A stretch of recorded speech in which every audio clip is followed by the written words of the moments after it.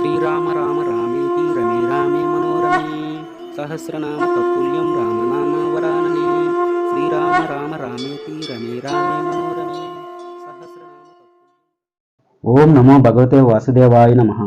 ఉపనిషత్ దర్శనం వచన పఠనం.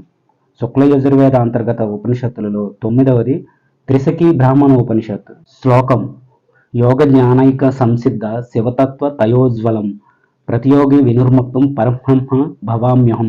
పూర్వం త్రిశకి అనగా 3 శిఖలు కలిగినవాడు అనే పేరు కలిగిన బ్రాహ్మణుడు సూర్యలోకానికి వెళ్ళి అక్కడ ప్రకాశిస్తున్న సూర్యుడిని ఇలా ప్రశ్నించాడు: మహాపురుష, శరీరం అంటే ఏమిటి?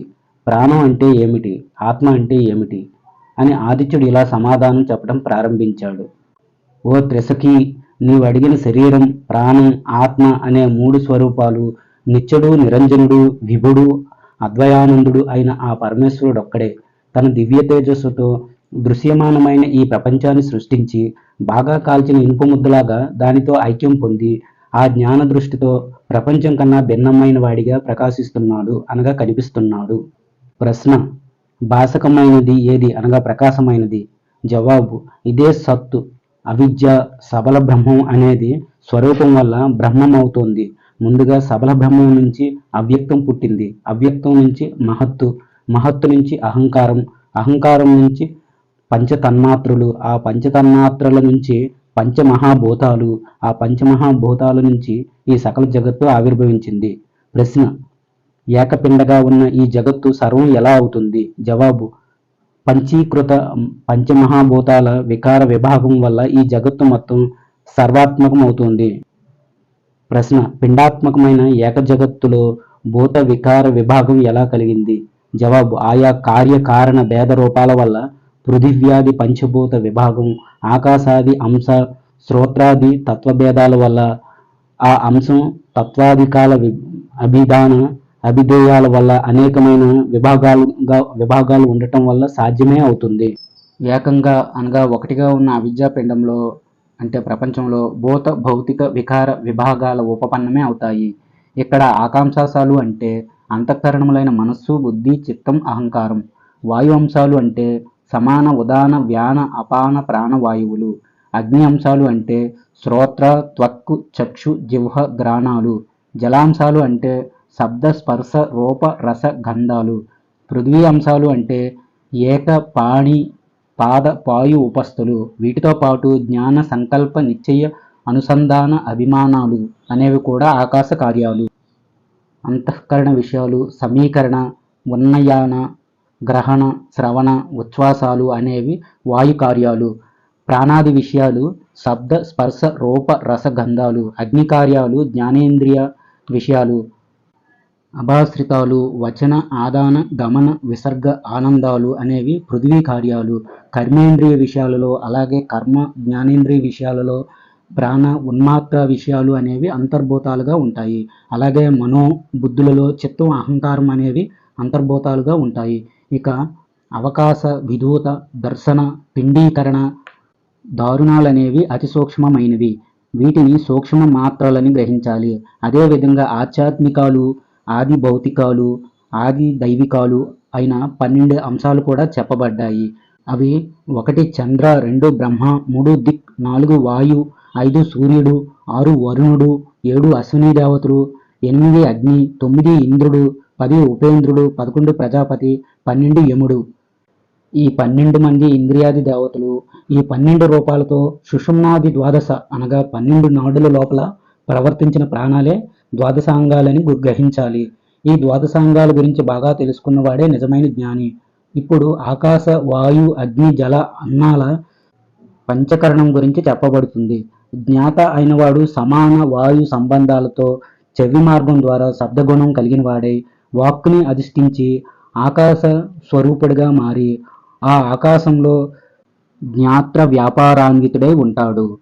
మనస్సు అనేది వ్యాన వాయువు సంబంధంతో చర్మం మార్గంలో స్పర్శ గుణాన్ని పొంది చేతుల్ని ఆశ్రయించి వాయు స్వరూపాన్ని పొంది ఆ వాయువులోనే ఉంటుంది. తరువాతది బుద్ధి. ఇది ఉదాహరణ వాయు సంబంధం వల్ల కంటి మార్గం ద్వారా ప్రయాణించి రూపం అనే గుణాన్ని పొంది పాదాల్లో అధిష్ఠించి అగ్ని స్వరూపంగా మారి ఆ అగ్నిలోనే ఉంటుంది. తరువాతది చిత్తం. ఇది అపాన వాయువు సంబంధం వల్ల నాలుక అనే ద్వారం ద్వారా ప్రయాణించి రసగుణాన్ని పొందుతుంది. ఇది ఉపస్థిని అధిష్ఠించి జ్వలస్వరూపంగా మారి ఆ జలంలోనే ఉంటుంది. అహంకారం ఇది ప్రాణవాయువు సంబంధంతో ముక్కు ద్వారం ద్వారా ప్రయాణించి గంధగుణాన్ని పొందుతుంది. ఇది గుదాన్ని అధిష్ఠించి భూస్వరూపాన్ని పొంది ఆ భూమిలోనే ఉంటుంది. ఎవడైతే ఈ పంచీకరణాన్ని పంచభూత అంతర్యామి అయిన పరమాత్మను గురించి తెలుసుకుంటున్నాడో అతడు సాక్షాత్తు ఆ అంతర్యామి స్వరూపుడే అవుతాడు. ఇక్కడ అంతఃకరణం, వ్యానం, వాయువు, కళ్ళు, రసం, పాయువు అనే శబ్దాల వల్ల ఆకాశ, వాయు, అగ్ని, జలం అనే భూతాలు పరిగ్రహించబడుతున్నాయి.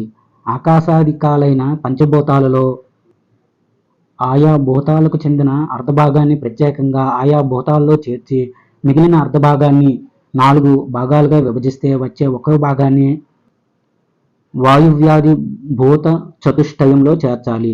దీన్నే పంచమహాభూత పంచీకరణం అంటారు. ఈ విభాగంలో ఆయా భూతాలకు చెందిన అర్ధ విభాగాలు ముఖ్యమైనవి. మిగిలిన అర్ధ భాగం నుంచి విభజించిన 4వ భాగాలు గౌణాలు అనగా అంత ముఖ్యమైనవి కావు. ఈ విధంగా పంచమహాభూతాల్లో చేరిన వాటి అర్ధభాగాలు రెండో అర్ధభాగంలో నుంచి భాగించబడ్డ 4 భాగాలు అనుక్రమంగా ఒకదానితో ఒకటి ఆశ్రయించి ఉన్నాయి. ఈ భూమి పంచభూతాత్మకమైంది. చైతన్యంతో నిండిన ఈ భూమి నుంచే ఓషధులు పుడుతున్నాయి. చైతన్యవంతమైన ఆ ఓషధుల నుంచే అన్నం పుడుతుంది. ఆ అన్నం నుంచే 4 విధాలైన ప్రాణులు పుడుతున్నాయి. చైతన్యంతో నిండిన ఆ అన్నం నుంచే రస, రక్త, మాంస, మేధస్సులు, అస్థి, మజ్జ, శుక్లాలు, ధాతువులు పుట్టాయి. అయితే కొందరు శుక్లశోణితాల సంయోగం వల్లనే ప్రాణులు పుడుతున్నారని చెబుతారు. అలా ఆవిర్భవించిన ప్రాణ సముదాయంలో అన్నమయ పిండం అనేది ప్రాణుల నాడీ మండలం మధ్యలో ఉంటుంది. మానవుడి హృదయ కోసం ఒక పద్మంలాగా నాళంతో సహా ఉంటుంది. ఆ హృదయ కోశాన్ని ఆశ్రయించుకొని సత్వంతో అంతర్వత్నులైన దేవతలు ఉంటారు. అసలు ఈ హృదయ కోశానికి మూల కారణం ఏందంటే మోహరూపం, జడత్వం, జ్ఞానంతో నిండిన తమః పిండం అనగా చీకటి పిండం. అది మనస్సుని, కంఠాన్ని ఆశ్రయించి ఉంటుంది. అజ్ఞానంతో నిండిన మనస్సుతో నిజమైన మనస్సు కూడా మిళితమై ఉంటుంది. పరమపద స్థానంలో ఉన్న ప్రత్యేగానంద రూపాత్మ ఏదైతే ఉందో అదే ఈశ్వరాత్మ స్వరూపంతో అనంత శక్తి సంపన్నుడై ఈ జగత్తు రూపంగా ప్రకాశిస్తోంది. జాగ్రత్త అవస్థ అనేది ఈ ప్రపంచ వ్యాపారాన్ని తెలుసుకోవడానికి ఉపయోగిస్తుంది. ఈ జాగ్రత్త అవస్థని అనుసరించే స్వప్నావస్థ, సుషుప్తి, తురియావస్థలు కలిగి ఉంటాయి. ప్రత్యేగాత్మ అనేది ఈ 4 అవస్థలలో సర్వదా వర్తిస్తూనే ఉంటుంది. ఒక గొప్ప పండులో ఉన్న రసం ఆ పండంతా ఎలా నిండి ఉంటుందో అదేవిధంగా అన్నమయ కోశంలో మిగిలిన ప్రాణమయాది కోశాలన్నీ వ్యాపించి ఉన్నాయి. అలా అన్నమయ కోశాన్ని ప్రాణాది కోశాలు ఎలాగైతే వ్యాపించి ఉన్నాయో అదేవిధంగా జీవుడు అన్నమయాది సకల కోశాలని అభిమానంతో వ్యాపించి ఉంటాడు. అదేవిధంగా ఈశ్వరుడు కూడా సకల కోశ సమూహాన్ని అభిమానరహితుడై వ్యాపిస్తాడు. ఇక్కడ వికారాలతో నిండినవాడు జీవుడు కాక ఎలాంటి వికారాలు లేనివాడు ఈశ్వరుడు. ఇక్కడ చెప్పిన కోశాలు వాటి వికారాలు అన్నీ ఆయా అవస్థలకు అనుగుణంగా ప్రవర్తిస్తుంటాయి. కుంకుడుకాయని చేత్తో బాగా పిసికితే దాని నుంచి నురుగు ఏ విధంగా బయటకు వస్తుందో అదేవిధంగా మనస్సుని సంకల్పాలు మదించటం వల్లనే వివిధ రకాల వికారాలు మానవుడికి కలుగుతుంటాయి. ఈ విధంగా మనస్సు సంకల్పించటం వల్ల పుట్టిన వివిధ కర్మల చేత కర్త అయిన జీవుడు ఆ మనస్సంకల్పితమైన సంసార పాశం చేత బంధించబడి దుఃఖ పరంపరల్ని అనుభవిస్తుంటాడు. ఎప్పుడైతే ఈ జీవుడు ఆత్మజ్ఞానం వల్ల అజ్ఞానాన్ని, దానితో చేసే కార్యాలని వదులుతాడో అప్పుడే అతడికి భ్రాంతి నశిస్తుంది. తద్వారా అతడు సుఖాన్ని అనుభవిస్తాడు. కామ సంకల్పాలతో కర్మల్ని ఆచరించటం వల్ల అహంకారం, అభిమానం కలిగి దక్షిణ మార్గంలో ప్రవేశించిన సదాశివుడు జీవుడవుతాడు. అలా జీవుడే ఈ వాసనలన్నీ అనుసరించి వివిధ రకాల యోనుల్లో జన్మిస్తూ మరణిస్తూ సుఖదుఖాలని అనుభవిస్తుంటాడు. పెద్ద చేప ఒక నదిలోని 2 తీరాల్లో ఎలా సంచరించగలుగుతుందో అదేవిధంగా విమోచన కలిగేంత వరకు జీవుడు కూడా సంచరిస్తూనే ఉంటాడు. ఆ తరువాత కాలక్రమంలో ఆత్మజ్ఞాన వివేకం వల్ల ఉత్తరాభిముఖంగా ప్రయాణించి యోగశాస్త్రంలో చెప్పిన ప్రసిద్ధ ఆసనంలో కూర్చొని తన ప్రాణాన్ని సుషుమ్న మార్గం ద్వారా సహస్ర మూలానికి చేర్చి యోగం ద్వారా ఆ పరబ్రహ్మని చేరుకుంటాడు. యోగం చేయటం వల్ల జీవుడికి ఆత్మజ్ఞానం కలుగుతుంది. మంచి జ్ఞానం వలనే యోగాభ్యాసం కుదురుతుంది. ఇలా యోగ జ్ఞానాన్ని పొందినవాడు నశించడు. తన దృష్టికి కనిపించిన అన్ని వికారాలలో ఆ పరబ్రహ్మనే అనగా శివుడినే చూస్తుండాలి. అలా చూస్తూ చూస్తూ ఈ సర్వం బ్రహ్మమే అన్న దృఢమైన భావం కలిగినప్పుడు తాను చూసిన వికారాలన్నీ ఆ పరబ్రహ్మలో లేవన్న నిశ్చయ జ్ఞానం కలుగుతుంది. అధికారి కానివాడికి యోగం గాని జ్ఞానం గాని లభించదు. అందుకని యోగి కావాలనుకున్నవాడు తీవ్ర అభ్యాసంతో తన ప్రాణాల్ని ఇంద్రియాల్ని నిరోధించాలి. తీవ్రమైన ధారణతో తనకు కలిగిన సంకల్పాలని పదునుగల కత్తితో ఖండించినట్టు ఖండించాలి. ముందు చెప్పబోయే యమనియమాది అష్టాంగ సాధనోపాయాలలో ప్రాణాయామమైన వృత్తిని యోగ సిఖి అంటారు. యోగం అనేది ఒకటి జ్ఞానయోగం, రెండు కర్మయోగం అని రెండు విధులుగా చెప్పబడింది. ఇక్కడ ముందుగా కర్మయోగం గురించి చెప్పబడుతుంది. యోగం అంటే సంకల్పరహితంగా ఉంచుకున్న మనసుని ఒకానొక విషయంతో సంబంధాన్ని చేయటమే యోగం. చేయదగిన మంచి కర్మల్ని తన కర్తవ్యంగా భావించి చేయటమే కర్మయోగం అవుతుంది. తన చిత్తాన్ని శ్రేయ మార్గంలో లగ్నం చేయటమే జ్ఞానయోగం. ఈ జ్ఞానయోగం సర్వసిద్ధికరం, మంగళప్రదం అవుతుంది. కర్మ జ్ఞాన యోగాలు రెండు ఉపేయాలు. ఉపాయం అంటే సాధనం, ఉపేయం అంటే పొందదగింది అని. ఇక్కడ జ్ఞానయోగం పొందదగినదైతే దానికి సాధనం కర్మయోగం అవుతుంది. ఎవరికి మనసులో కర్మ జ్ఞానయోగాలు రెండు ఎల్లప్పుడూ లగ్నమై ఉంటాయో అతడు శ్రేయస్సు రూపంలో మోక్షాన్ని పొందుతాడు. ఒకటి యమం, శరీరం మీద ఇంద్రియాల మీద వైరాగ్యాన్ని కలిగి ఉండటం. రెండు నియమం, నిరంతరం పరమాత్మ తత్వం మీద అభిలాష కలిగి ఉండటం. మూడు ఆసనం, కనిపించే అన్ని వస్తువుల మీద ఉదాసీన భావాన్ని కలిగి ఉండటం. నాలుగు ప్రాణాయామం, ఈ జగత్తు మొత్తాన్ని ఒక మిజ్జిగా భావించటం.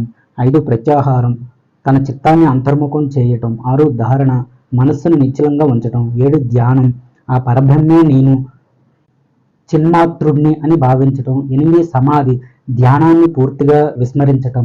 వీటిని అష్టాంగ యోగ మార్గాలు అని అంటారు. ఒకటి అహింస, సత్యం, దొంగతనం చేయకపోవటం, బ్రహ్మచర్యం, దయ, ఆర్జవం, క్షమ, ధైర్యం, మితాహారం, శౌచం అనే ఈ 10 లక్షణాలని యమం అంటారు. అలాగే రెండు తమస్సు, సంతోషం, అసిక్తీభావం, దానం, శ్రీహరిని ఉపాసించటం, వేదాంత శ్రవణం, లజ్జ, సమృద్ధి, జపం, వ్రతం అనే ఈ 10 లక్షణాలని నియమం అంటారు. ఆసనాలు, వీటిలో 17 ముఖ్యమైనవి. ఒకటి శస్త్రికాసనం, తన కుడిపాదాన్ని ఎడమ కాలు పిక్కతో తొడకు మధ్య భాగంలో ఉంచి కూర్చోవటాన్ని శస్త్రికాసనం అంటారు. రెండు గోముఖాసనం, తన కటి ప్రదేశానికి క్రిందగా ఎడమకాలు మడమని కుడివైపుకి, కుడికాలు మడమని ఎడమవైపుకి ఉంచి మోకాలు ఉంచి భ్రూమధ్యంలో చూస్తూ ఉండటం. మూడు వీరాసనం, ఒక తొడ మీద ఒక పాదాన్ని, మరొక పాదాన్ని మరో తొడ మీద చేర్చి తలను వంచకుండా నిటారుగా కూర్చోవటం. నాలుగు యోగాసనం, మూలాధారానికి రెండు వైపులా రెండు కాళ్ళు మడమల్ని కుడి మడమ ఎడమ కాలు వైపు, ఎడమడమని కుడి వైపు చేర్చి తల వంచకుండా నిటారుగా కూర్చోవటం. ఐదు పద్మాసనం, కుడి పాదాన్ని ఎడమ తొడ మీద, ఎడమ పాదాన్ని కుడి తొడ మీదకి చేర్చి రెండు చేతుల్ని వీపు వైపు నుంచి తిప్పి కుడి చేతి బ్రొటన వేలు చూపుడు వేలుతో, కుడికాలి బ్రొటన వేలుని ఎడమ చేతి చూపుడు బ్రొటన వేలుతో ఎడమకాలి బ్రొటన వేలిని పట్టుకోవాలి. ఆరు బద్ధ పద్మాసనం, పద్మాసనంలో కూర్చొని తన గడ్డాన్ని రొమ్ముకు తాకించి భ్రూమధ్యంలో దృష్టిని నిలిపి శరీరాన్ని స్థిరంగా ఉంచటం. ఏడు కుక్కుటాసనం, పద్మాసనంలో అలానే ఉండి పిక్కలకు తొడలకు మధ్య చేతుల్ని దూర్చి ఆ చేతుల్ని భూమి మీద మోపి ఆ చేతుల ఆధారంగా పైకి లేవటం. 8 ఉత్తాన కూర్మాసనం, ఇలా కుక్కుటాసనంలో ఉండి రెండు చేతులతో కంఠాన్ని పట్టుకొని భుజాన్ని రెండు వైపులా చేర్చి కూర్మంలాగా వెల్లకిలా పడుకోవటం. 9 ధనురాసనం, పొట్ట మీద బోర్లా పడుకొని వెనుక రెండు కాళ్ళు పైకి లేపి ముందున్న రెండు చేతుల్ని వెనక్కు చాపి కాలి బ్రేళ్లను లాగి పడుకోవటం. 10 సింహాసనం, తన కాలి కుడివైపు ఎడమ మడమని, ఎడమ వైపున కుడి మడమని చేర్చి కుడి ఎడమల చేతుల వ్రేళ్లను చాచి కుడి ఎడమ మోకాళ్లపై ఉంచి సావధానంగా కూర్చొని నోరు తెరిచి నాలుకను వెలుపలకు చాచి తన నాసికాగ్రాన్ని ఏకాగ్రతతో చూడటం. 11 భద్రాసనం, శివని నాడికి రెండు వైపులా రెండు కాళ్ళ మడమల్ని ఉంచాలి. అనగా కుడికాలి మడమని ఎడమ ప్రక్కకు, ఎడమ కాలి మడమని కుడి ప్రక్కకు చేర్చాలి. సేవని పార్శ్వ భాగాలకి దగ్గరగా ఉన్న పాదాలని రెండు చేతులతో చలనం లేకుండా పట్టుకోవాలి. 12 ముక్తాసనం. సేవని నాడి రెండు పార్శ్వాలని వ్యుత్క్రమంగా మడమలతో తాకి కూర్చోవటం. 13 మయూరాసనం. చాచిన రెండు అరచేతుల్ని భూమి మీద ఆనించి రెండు మోచేతుల్ని నాభికి ఇరుప్రక్కలా ఉంచి శరీరాన్ని మొత్తం చేతి బరువుతో పైకెత్తి ముఖాన్ని ఊర్ధ్వముఖంగా ఉంచి రెండు కాళ్ళని దండలాగా చాచి ఉంచటం. 14 మత్స్యాసనం. కుడి పాదాన్ని ఎడమ తొడ మీద ఉంచి ఎడమ చేతిని వీపుపై నుంచి త్రిప్పి తీసుకొచ్చి దానితో కుడికాలి మడమని పట్టుకోవాలి. తరువాత ఎడమకాలి మడమకి కుడికాలి తగిలేలా ఉంచి కుడి చేతిని ఎడమ మోకాలి వెలుపల నుంచి త్రిప్పి తీసుకొచ్చి దానితో ఎడమ పాదం బ్రొటన వేలిని పట్టుకోవాలి. 15 సిద్ధాసనం. లింగం పైభాగం మీద ఎడమకాలి మడమను చేర్చి ఎడమ పాదం మీద కుడికాలి మడమను చేర్చి ఉంచటం. 16 పశ్చిమోత్తాసనం. కూర్చొని రెండు కాళ్ళని చాచి కుడి చేత్తో కుడికాలి బ్రొటన వేలిని ఎడమ చేత్తో ఎడమకాల బొటన వేలిని పట్టుకొని నుదురు మోకాళ్ళకి తగిలేలా ఉంచి మోకాళ్ళని పైకి లేవకుండా నుదుటితో అదిని భ్రూమధ్య స్థానంలో చూస్తూ జాలంధర బంధంలో కూర్చోవటం. 17 సుఖాసనం. ఏ విధంగా కూర్చుంటే సాధకుడికి సుఖంగా ఉంటుందో అలా కూర్చోవటమే సుఖాసనం. ఇక్కడ చెప్పిన శస్త్రికాది ఆసనాలు వేసే శక్తి లేనివారు సుఖాసనంలో కూర్చొని యోగ సాధన చేయాలి. ఈ 12 రకాల యోగ సాధనలు సునాయాసంగా వేయగలిగిన సామర్థ్యం ఉన్నవాడు ఈ సర్వ జగత్తుని జయిస్తాడు. ఇంతకు ముందు చెప్పిన యమనియమాల్ని పాటిస్తూ ప్రారంభంలో నాడీ సిద్ధి చేసి ప్రాణాయామాన్ని చేయటం ప్రారంభించాలి. సాధారణంగా ఎవరి శరీరమైనా వారి బ్రొటనవేలుతో కొలిస్తే 96 అంగుళాలు ఉంటుంది. శరీరంలో ఉండే ప్రాణం శరీరం కన్నా 12 అంగుళాలు ఎక్కువగా ఉంటుంది. యోగం చేసిన వాడు యోగాభ్యాసం వల్ల తన శరీరంలో ఉన్న ప్రాణవాయువుని తన శరీరంలో పుట్టే అగ్నితో తక్కువగా లేక సమానంగా చేయటం తెలిస్తే ఆ సాధకుడు బ్రహ్మజ్ఞాని అవుతాడు. మనిషి శరీరం మధ్య భాగంలో ఒక మూలాగ్ని మండలం ఉంటుంది. అది తత్వవర్ణంతో త్రికోణాకారంతో ఉంటుంది. అదే మూలాగ్ని మండలం శిఖస్థానం 4 పాదాల జంతువులలో చతురస్రాకారంగా ఉంటుంది. అదే పక్షుల్లోని మూలాధార మండలం వృత్తాకారంగా ఉంటుంది. ఈ మూలాధార మండలం సర్పాల్లో షట్కోణాకారంతో, శ్వేతజాల ప్రాణుల శరీరాల్లో అష్టకోణాత్మకంగా ఉండి దీపంలాగా ప్రకాశిస్తుంది. మానవుడికి 9 అంగుళాల కొలతలతో ఒక బుధస్థానం శరీరం మధ్యలో ఉంటుంది. శరీరం మధ్య భాగం 4 అంగుళాల ఎత్తు 4 అంగుళాల వెడల్పుతో ఉంటుంది. 4 పాదాల జంతువులు పశుపక్షాదులు శరీర మధ్య భాగం అండాకృతితో ఉంటుంది. దీన్నే తుండ మధ్యం అంటారు. ఇక్కడ తుండం అంటే ఉదరం, దాని మధ్యస్థానం అంటే నాభిస్థానం. నాభిస్థానం మధ్యలో 12 దళాలతో ఒక దివ్య చక్రం ఉంటుంది. దీనినే మణిపూరక చక్రం అంటారు. ఈ నాభి చక్రంలో విష్ణ్యాది సకల దేవతలు ఉంటారు అనగా ఆదిత్యుడు చెబుతున్నాడు. నేనక్కడ అంతర్యామి రూపంలో నివసిస్తూ ఉంటాను. నా మాయా బలంతోనే సర్వాన్ని నడిపిస్తున్నాను. జీవుడు ఈ నాభి చక్రంలోని దళంలో సాలెపురుగు తన గూడులో తిరిగిన విధంగా తిరుగుతున్నాడు. ప్రాణాధారం లేకుండా జీవుడు ప్రత్యేకంగా ఉండలేడు. ఈ నాభి చక్రానికి పైభాగంలో కుండలిని స్థానం ఉంది.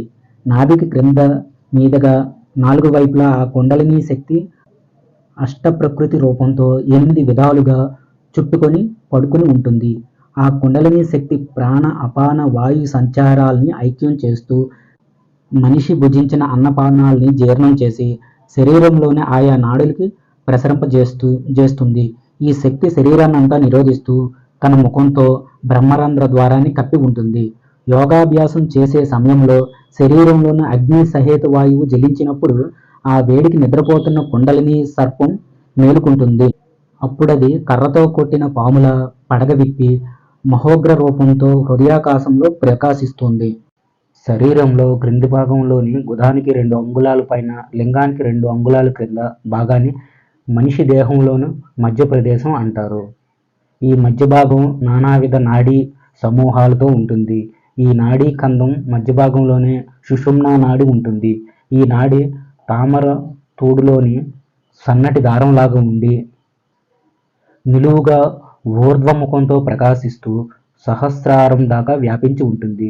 ఈ సుషుమ్న నాడినే వైష్ణవ నాడి అంటారు. ఈ నాడి జీవుడి బ్రహ్మలోక ప్రాప్తికి కారణమవుతుంది. అంతేకాదు మోక్షాన్ని కూడా ప్రాప్తింపజేస్తుంది. ఇదే నాడీ కందం నుంచి ఇడ అన్ననాడి పుట్టి ఎడమ ముక్కు రంధ్రం దాకా వ్యాపించి ఉంటుంది. ఇలాగే పింగళ అన్ననాడి కుడి ముక్కు రంధ్రం దాకా వ్యాపించి ఉంటుంది. సుషుమ్నా నాడి వెనక ముందు ప్రాంతాల నుంచి గాంధారి అస్థజిహ్వ అనే 2 నాడులు బయలుదేరి ఎడమ కుడి కళ్ళు దాకా వ్యాపించి ఉంటాయి. అలాగే ఇదే నాడీ కందం నుంచి పూష యశస్విని అనే మరో 2 నాడులు బయలుదేరి ఎడమ కుడి చెవులు దాకా వ్యాపించి ఉంటాయి. సుషుమ్న నాడి నుంచి బయలుదేరిన అలంబస అనే మరో నాడి పాయువు మూలం వరకు వ్యాపించి ఉంటుంది. శుభనాడి అనే మరో నాడి లింగం వరకు వ్యాపించగా కౌశికి అనే నాడీ కందం నుంచి పాదాల బ్రొటనవేళ్ల దాకా వ్యాపించి ఉంటుంది. ఈ విధంగా నాడీ కందం నుంచి మొత్తం 10 రకాల నాడులు శరీరంలో ప్రధాన ప్రాంతాల వరకు వ్యాపించాయి. ఈ నాడీ కందాన్ని ఆధారంగా చేసుకునే స్థూల సూక్ష్మ అయిన 72,000 నాడులు పుడుతున్నాయి. ఈ నాడులు రావి ఆకులు వెనుక పెద్ద పెద్ద ఈనులు వాటిని ఆశ్రయించుకుని చిన్న చిన్న ఈనులు ఎలా ఉన్నాయో అలాగే శరీరంలో ఇవి స్థూల సూక్ష్మ రూపాలలో శరీరాన్ని ఆశ్రయించుకుని ఉంటాయి. ఈ నాడులలో వరుసగా ప్రాణ, అపాన, వ్యాన, సమాన, ఉదాన అనే 5 ప్రధాన వాయువులు, నాగ, కూర్మ, క్రకర, దేవదత్త, ధనుంజయాలు అనే 5 ఉపవాయువులు, ఇలా మొత్తం 10 రకాల వాయువులు సంచరిస్తుంటాయి. ఈ 10 వాయువుల్లో ప్రాణాది వాయువులు 5 శ్రేష్టమైనవని కొందరు, ప్రాణం, అపానం అనే 2 వాయువులే ప్రధానమైనవని మరికొందరు. అసలు ఈ 2 కాదు, జీవాత్మను ధరించే ప్రాణవాయువు ఒక్కటే అత్యంత ప్రధానమైనదని ఇంకొందరు భావిస్తారు. నోరు, ముక్కు, మధ్య భాగం, హృదయం, నాభిస్థానం, పాదాల బ్రొటనవేళ్లు ఇవి ప్రాణం కొలువున్న ప్రాంతాలని చెబుతారు. అపాన వాయువు గుదం, లింగం, ఊరు, జాను ప్రదేశాలని ఆశ్రయించి ఉండగా సమాన వాయువు శరీరమంతా వ్యాపించి ఉంటుంది. ఉదాన వాయువు శరీరంలోని అన్ని సంధి ప్రాంతాల్లో ఉండగా వ్యానవాయువు చెవులు, తొడలు, పిరుదులు, గుల్ఫం, స్కందం అనే స్థానాల్ని ఆశ్రయించి ఉంటుంది. ఇక ఉపాన వాయువులైన నాగ, కూర్మాది 5 వాయువులు శరీరంలోని చర్మాల్ని, ఎముకల్ని ఆశ్రయించుకుని ఉంటాయి. ప్రాణవాయువు శరీరం మధ్యలో ప్రధానంగా ఉండి మనిషి తినే అన్న పానీయాల్ని సమీకరించి వాటిని వేరువేరు విధాలుగా చేస్తుంది. అపానవాయువు మలమూత్ర విసర్జనాలకు కారణమవుతుంది. ఇలా ప్రాణ, అపాన వాయువులు చేసే పనులన్నిటినీ వ్యానవాయువు జీర్ణం చేస్తుంది. ఇక సమాన వాయువు ఈ శరీరం మొత్తాన్ని పోషిస్తుంది. ఉపవాయువులు 1 నాగవాయువు తేన్పుల్ని కలుగజేస్తే, 2 కూర్మవాయువు కళ్ళు మూసుకోవటం, తెరవటం పనుల్ని చేస్తుంది. 3 ప్రఖరవాయువు తుమ్ముల్ని, దగ్గుల్ని కలుగజేస్తే, 4 దేవదత్త వాయువు నిద్రాది కార్యాల్ని చేస్తుంది. 5 ధనుంజయ నాడి మరణించిన వ్యక్తి శరీరాన్ని ఉబ్బేలా చేస్తుంది. సాధకుడు ఈ విధంగా నాడీ స్థానాల భేదాలు, ఆయా ప్రాణాది వాయువుల భేదాలు, అవి ఉండే స్థానాలు, ఆ వాయువులు చేసే కార్యాలు తెలుసుకున్న తరువాత ఆ నాడుల శుద్ధి కోసం తగిన కర్మల్ని ఆచరించాలి. ఏకాంతమైన ప్రదేశంలో ఒక ఆశ్రమాన్ని ఏర్పాటు చేసుకుని ఆ ఆశ్రమంలో చెక్కతో నిర్మించిన ఆసనం వేసుకోవాలి, అంటే పెద్ద పీట. ఆ ఆసనం మీద మరీ ఎత్తు వెడల్పు లేని దర్భాసనం, దానిపైన మెత్తటి వస్త్రం పరుచుకొని తనకు వీలైన ఆసనంలో కూర్చుని యోగాభ్యాసానికి ఉపక్రమించాలి. స్థిరమైన ప్రశాంతమైన మనసుతో కనుబొమ్మల మధ్య దృష్టిని నిలిపి 2 దంతాలని తాకకుండా నాలుకని తాళువలో ఉంచి స్వస్థ చిత్తంతో నిరామయుడై యోగముద్రతో కొంచెం తలను వంచి చిన్ముద్రని ధరించి ప్రాణాయామ అభ్యాసం చేయాలి. రేచక పూరకాలతో ముందుగా వాయు శోధనం చేయాలి. రేచకం, పూరకం, అంతఃకుంభకం, బాహ్య కుంభకం అనే ఈ 4 కలిపి చేసేదాన్ని ప్రాణాయామం అంటారు. ముందుగా కుడి చేతి వ్రేళ్లతో ఎడమ నాసిక రంధ్రాన్ని మూసి మెల్లగా కుడివైపు ఉన్న పింగళా నాడితో లోపలున్న ప్రాణవాయువునంతా బయటికి వదలాలి. తరువాత కుడి నాసికని మూసి ఎడమవైపున్న ఇడానాడి ద్వారా 16 మాత్రల కాలం వాయువు పూరించి 64 మాత్రల కాలం దాన్ని కుంభకంలో ఉంచాలి. తిరిగి ఆ నాడితో రేచనం చేయాలి. ఈ విధంగా చాలాసార్లు అనుక్రమంగా ఉత్క్రమంగా ప్రాణాయామాన్ని ఆచరించాలి. ఒక కుండలో నీళ్లు నిండుగా పోసిన విధంగా సాధకుడు వాయువుతో తన శరీరాన్నంతా నింపేయాలి. అలా శరీరం మొత్తం గాలిని నింపటం వల్ల లోపలున్న నాడులన్నీ గాలితో నిండిపోతాయి. తద్వారా 5 ప్రధాన వాయువులు 5 ఉపవాయువులుగా చక్కగా చలిస్తుంటాయి. ఈ విధమైన ప్రాణాయామం ద్వారా సాధకుడి హృదయ కమలం కూడా చక్కగా వికసిస్తుంది. అలా వికసించిన హృదయ కమలంలో కల్మషరహితుడై వెలుగొందే పరమాత్మని సాధకుడు దర్శించాలి. ఈ విధంగా ఉదయం, మధ్యాహ్నం, సాయంత్రం, అర్ధరాత్రి సమయాలలో రోజు కొంచెం కొంచెం వృద్ధి చేసుకుంటూ 80 ప్రాణాయామాలు అభ్యసించాలి. ఈ పద్ధతిలో ఒక రోజు ప్రాణాయామం చేసినా చాలు, సమస్త పాపాల నుంచి విముక్తుడవుతాడు. ఇదే క్రమంలో 3 సంవత్సరాలు ప్రాణాయామం చేస్తే ఆ సాధకుడికి తప్పకుండా యోగసిద్ధి కలుగుతుంది. యోగసిద్ధి కలిగిన వాడికి ఇంద్రియ జయం, తక్కువ ఆహారం తీసుకోవటం, తక్కువ నిద్రపోవటం, తేజస్సు, బలం లాంటి సద్గుణాలు కలుగుతాయి. అపమృత్యువు నశించి దీర్ఘాయువు కలుగుతుంది. ప్రాణాయామం చేసేటప్పుడు బాగా చెమట పడితే అది అధమ ప్రాణాయామం అవుతుంది. శరీరం బాగా కదులుతూ ఉంటే అది మధ్యమం, శరీరం పైకి లేస్తే అది ఉత్తమ ప్రాణాయామం అవుతుంది. అధమ ప్రాణాయామం చేయటం వల్ల వ్యాధులు, పాపాలు నశిస్తాయి. మధ్యమ ప్రాణాయామం వల్ల మహాపాపాలు, మహారోగాలు నశిస్తాయి. ఉత్తమ ప్రాణాయామం వల్ల మలమూత్రాలు అల్పంగా రావటం, తక్కువ ఆహారం తినటం, ఇంద్రియ జయం, మంచి బుద్ధి, త్రికాల జ్ఞానం, ఆత్మజ్ఞానం కలుగుతాయి.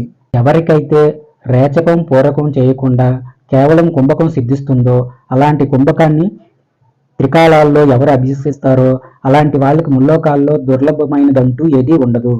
సాధకుడు సంధ్యా సమయాలలో గాని, సర్వకాలాలలో గాని తన నాభిగుంటలో లేక నాసికాగ్రంలో కాలి బ్రొటనవేలి మీద పునఃపూర్వకంగా ప్రాణాల్ని ధారణ చేస్తూ ఉంటే సకల రోగాల నుంచి విముక్తుడై ఆనందంగా జీవిస్తాడు. సాధకుడు తన నాభిగుంట మీద ధారణ చేయటం వల్ల ఉదర రోగాలు నశిస్తాయి.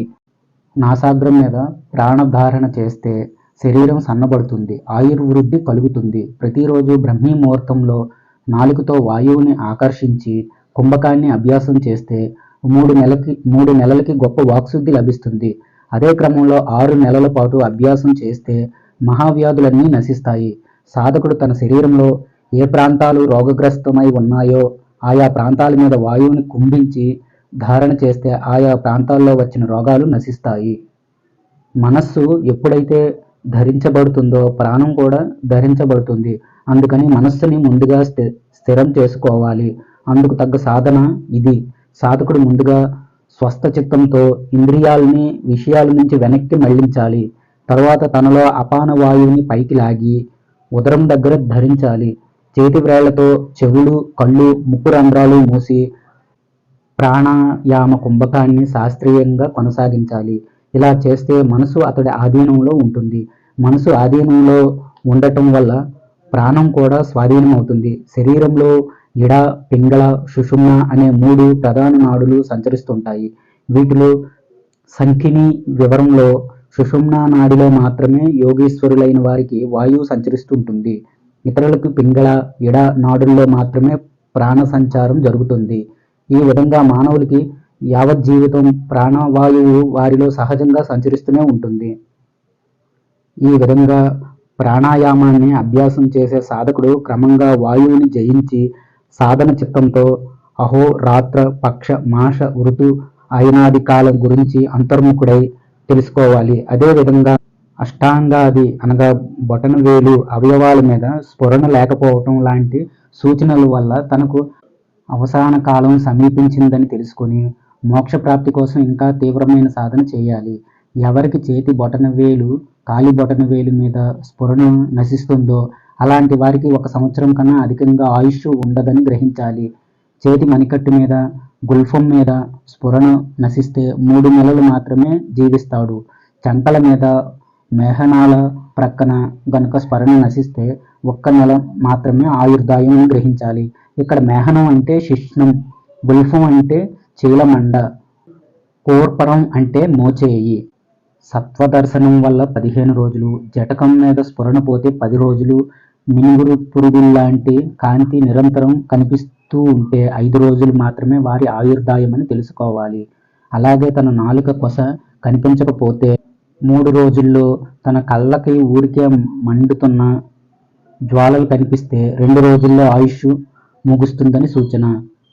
పై తెలిపిన విధంగా అరిష్ట సూచనలను గమనించి తన జీవితం ముగియబోతుందని గ్రహించి ఆ సాధకుడు మోక్షం కోసం ప్రయత్నించాలి. నిశ్చలమైన మనసుతో పరమేశ్వరుడిని ధ్యానించిన వాడు ఆయన రూపాన్నే పొందుతాడు. ప్రత్యాహారం శరీరంలో ఉండే అష్టాదశ అంటే 18 మర్మస్థానాల్లో ధరించిన ప్రాణవాయువుని ఒక చోటు నుంచి మరొక చోటుకు చేర్చటం, ఆరోహణ అవరోహణం అనగా పైకి క్రిందకిగా ఆకర్షించటం చేయటాన్ని ప్రత్యాహారం అంటారు. ఇప్పుడు అష్టాదశ అనగా 18 మర్మస్థానాల వివరాలు చెప్పబడుతున్నాయి. 1 పాదాల బొటన వ్రేళ్ళు, 2 గుల్ఫం అంటే చీల మండ, 3 పిక్కలు, 4 తొడల మధ్య ప్రాంతం, 5 తొడల మూల ప్రాంతం, 6 వాయువు, 7 హృదయం, 8 లింగం, 9 నాభి, 10 కంఠకోర్పరం, 11 తాళుమూలం, 12 ముక్కుమూలం, 13 కంటిలోని గోళాలు, 14 భ్రూర్ మధ్య ప్రదేశం, 15 నుదురు, 16 జానువులు, 17 ముహూర్తం, 18 కరమూలం అనేవి ఈ 18 స్థానాలు శరీరంలో ఉన్న పంచభూతాలలో యమనియమాదులతో సంస్కరించబడ్డ మనస్సును స్థిరంగా ఉంచటమే ధారణ అంటారు. ఇలా ధారణ చేయటం వల్ల సాధకుడు సంసార సముద్రాన్ని దాటగలడు. 1 పృథ్వీ ధారణ. శరీరంలో పాదాల నుంచి మోకాల దాకా పృథ్వీ స్థానం. ఈ పృథ్వీ అనగా భూమి పీతవర్ణంతో చతురస్రాకారంగా వజ్రలాంఛితంగా ఉంటుంది. ఆ భూమి తత్వాన్ని తన హృదయంలో ఆరోపించి 5 గటికల కాలం కుంభిక ప్రాణాయామం చేయాలి. 2 జలధారణ. మోకాలు నుంచి కటి ప్రదేశం దాకా జలస్థానం. ఇది అర్ధచంద్రాకారంగా తెల్లటి వర్ణంతో ప్రకాశిస్తూ అర్జున లాంఛితమై ఉంటుంది. ఈ జలతత్వాన్ని తన హృదయంలో ఆరోపించుకొని 10 గటికల కాలం కుంభిక ప్రాణాయామం చేయాలి. 3 అగ్ని ధారణ.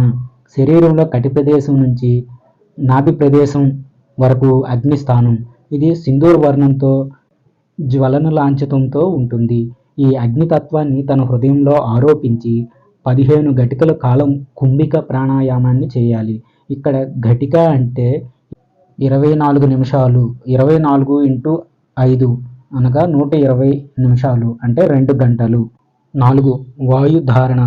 శరీరంలో నాభి నుంచి ముక్కు చివరి వరకు వాయుస్థానం. ఇది వేదికాకారంతో ధూమ్రవర్ణంతో ఉంటుంది. ఈ వాయుతత్వాన్ని హృదయంలో ఆరోపించి 20 గటికల కాలం కుంభిక ప్రాణాయామాన్ని చేయాలి. 5 ఆకాశ ధారణ. నాసికా రంధ్రం నుంచి బ్రహ్మరంధ్రం దాకా ఆకాశ స్థానం. ఇది నిరాకారంగా ఒక కాటుక కొండల నల్లగా ఉంటుంది. తన హృదయంలో ఆకాశతత్వాన్ని ఆరోపించి 20 గటికలు కుంభిక ప్రాణాయామాన్ని చేయాలి. సాధకుడు పృథ్వీ ఆకాశంలో, యోగి చతుర్బాహుడు కిరీటిధారి అయిన అనిరుద్ధుడిని ధ్యానించాలి. ఈ సాధన వల్ల అతడికి సంసార బంధం నుంచి విముక్తి లభిస్తుంది. అదేవిధంగా సాధకుడు తన శరీరంలోని జలాంశలో నారాయణుడిని, అగ్ని అంశంలో ప్రద్యుమ్నుడిని, వాయు అంశంలో సంకర్షణుణ్ణి, ఆకాశాంశంలో పరబ్రహ్మ స్వరూపుడైన వాసుదేవుడిని స్మరించాలి. ఈ విధంగా స్మరణ చేసిన వాడికి ఆ పరబ్రహ్మ అనుగ్రహం తప్పక లభిస్తుంది. యోగ సాధకుడు ఆసనం వేసి తన నాసికాగ్రం మీద దృష్టిని నిలిపి తాళువులోకి నాలుకను జొనిపి దంతాలతో దంతాల్ని తాకనీయకుండా, తలవంచకుండా శరీరాన్ని తలని నిటారుగా నిలిపి నిర్మలమైన చిత్తంతో స్వస్వరూపంలో సర్వవ్యాప్తిగా ఉన్న ఆ వాసుదేవ పరమాత్మని ధ్యానించాలి. ఇది మోక్షప్రదమైన సాధన. ఇలా కుంభిక ప్రాణాయామం ద్వారా వాసుదేవుడిని ధ్యానించిన సాధకుడికి 7 జన్మల్లో చేసిన పాపాలన్నీ తొలగిపోతాయి. మానవ శరీరంలో నాభి గుంట నుంచి హృదయం వరకు కనిపించే దాన్ని జాగృత్ వృత్తి అని గ్రహించాలి. అలాగే హృదయం నుంచి కంఠం దాకా ఉండే చైతన్యాన్ని స్వప్నవర్తనుడని గ్రహించాలి. నోటిలోని తాలు మధ్యలో ఉన్నవాడిని సుషుప్తుడిగా, భ్రూమధ్య ప్రదేశంలో ఉన్నవాడిని తుర్యుడిగా తెలుసుకోవాలి. తరువాత బ్రహ్మరంధ్రంలో ఉన్న తుర్యాతీతుడిని అనగా పరబ్రహ్మని లక్ష్యంగా చేసుకోవాలి. ఇలా జగత్తు స్థానం నుంచి బ్రహ్మరంధ్రం వరకు ఉండే చైతన్యాన్ని తురీయమని, తుర్యాతీతుడు ఆ మహావిష్ణువని గ్రహించాలి. ఈ విధంగా నిర్మలమైన హృదయాకాశంలో కోటి సూర్యకాంతులతో వెలుగొందేవాడు నిత్యుడు విశ్వరూపుడు అయిన శ్రీ మహావిష్ణువని తన హృదయ కమలంలో ఆసీనుడై ఉన్నవాడిగా భావిస్తూ ధ్యానించాలి.